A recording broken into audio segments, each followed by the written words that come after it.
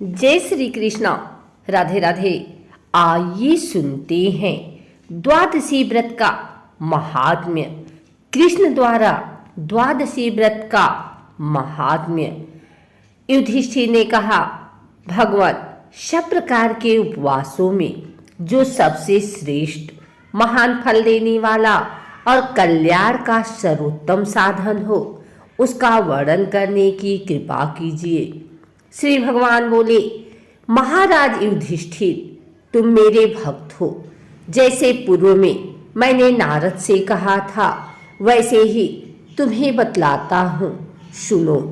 नरेश, जो पुरुष स्नान आदि से पवित्र होकर मेरी पंचमी के दिन भक्ति पूर्वक उपवास करता है तथा तीनों समय मेरी पूजा में संलग्न रहता है, वह संपूर्ण यज्ञों का फल पाकर मेरे परम धाम में प्रतिष्ठित होता है।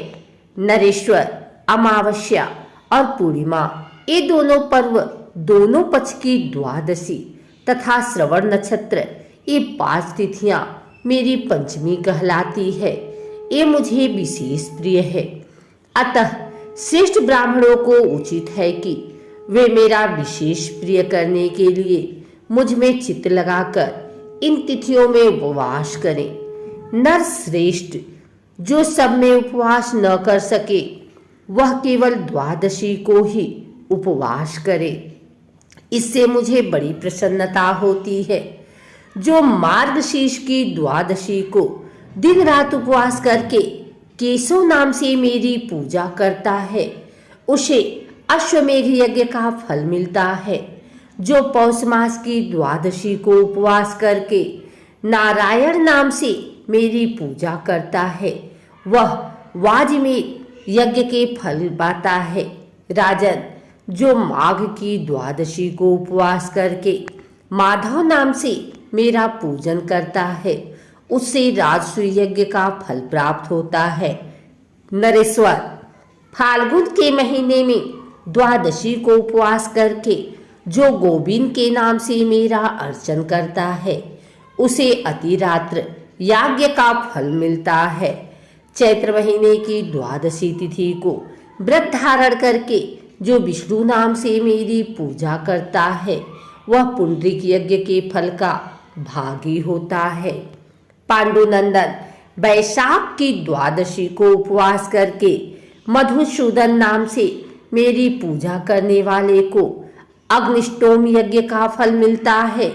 राजन, जो मनुष्य ज्येष्ठ मास की द्वादशी तिथि को उपवास करके त्रिविक्रम नाम से मेरी पूजा करता है, वह गोमेध के फल का भागी होता है।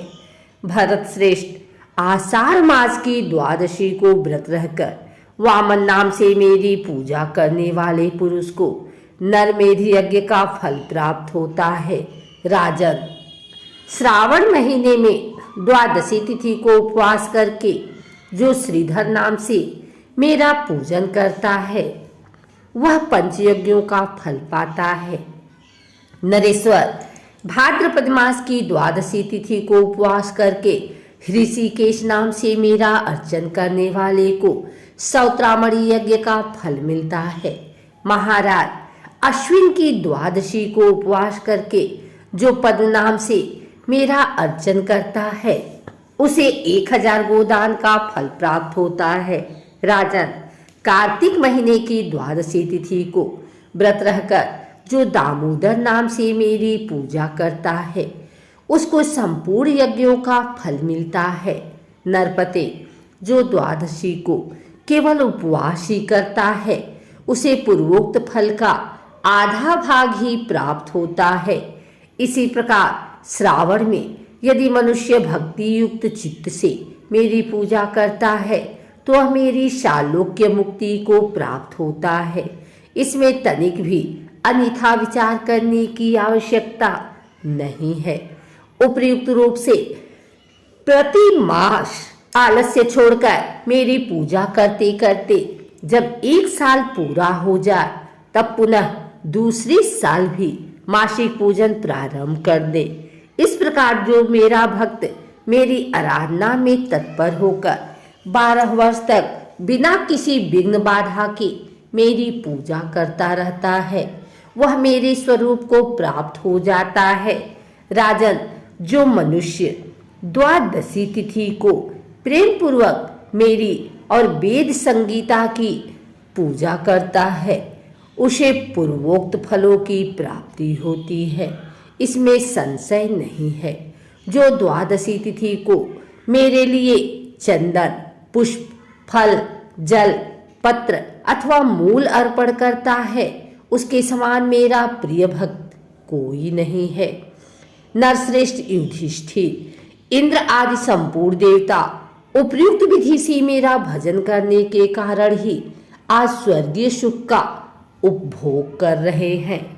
अगर आपको हमारी वीडियो अच्छी लगी हो तो इसे लाइक करें, कमेंट करें, शेयर करें। हमारे चैनल को सब्सक्राइब करके बेल नोटिफिकेशन ऑल पर सेट कर लें, ताकि आगे आने वाली वीडियो सबसे पहले आप तक पहुंच सके।